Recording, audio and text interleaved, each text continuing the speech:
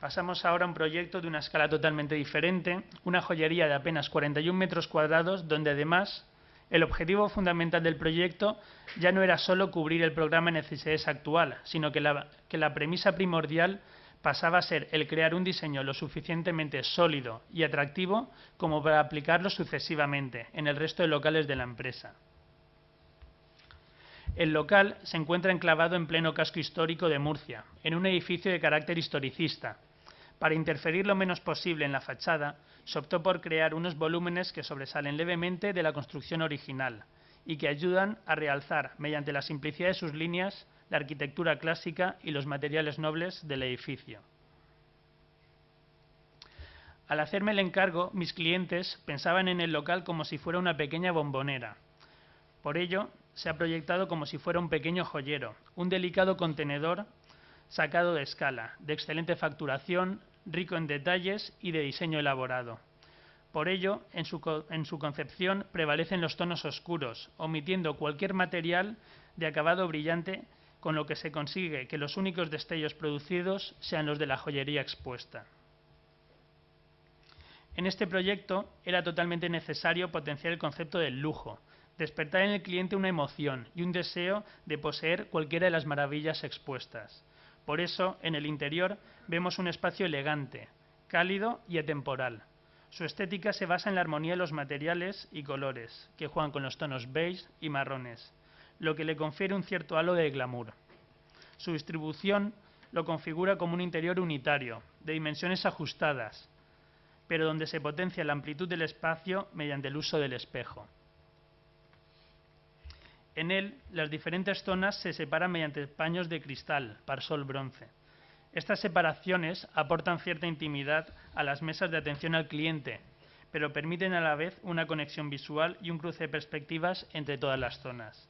En cuanto al resto de materiales, cabe destacar el uso de la madera, que aporta calidez al espacio y lo dota de una fuerte personalidad.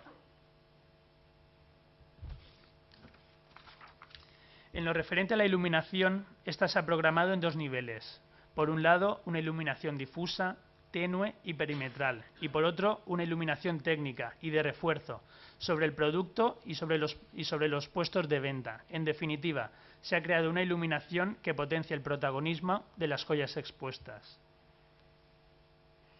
Una de mis preocupaciones comunes en todos los proyectos, y más en este, es el de acabar con el síndrome de la belleza incómoda, que el espacio diseñado no se convierta en obstáculo.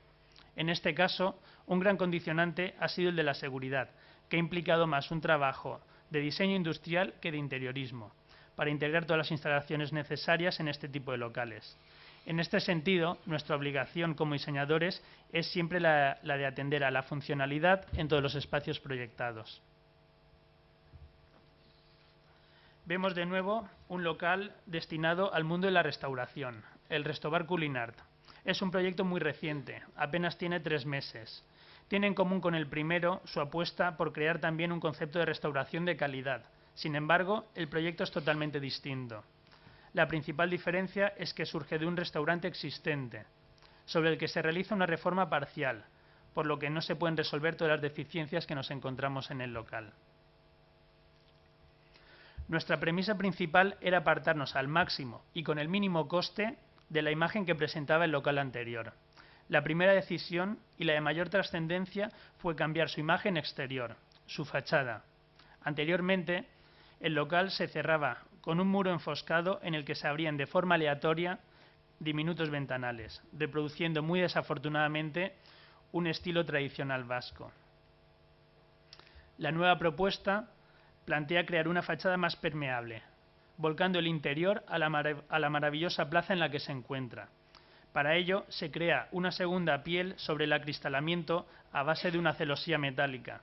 Esta permite disfrutar del exterior a la vez que preserva la intimidad de los comensales. Además, en la fachada se conservan ciertas zonas totalmente diáfanas, lo que imprime ritmo a la composición y permite crear las diferentes entradas. Una vez en el interior, se han simplificado al máximo los materiales utilizados, intentando eliminar los elementos superfluos con los que contaba el local. Además, se ha procurado homogeneizar los colores y texturas que se han introducido, jugando solo con colores blancos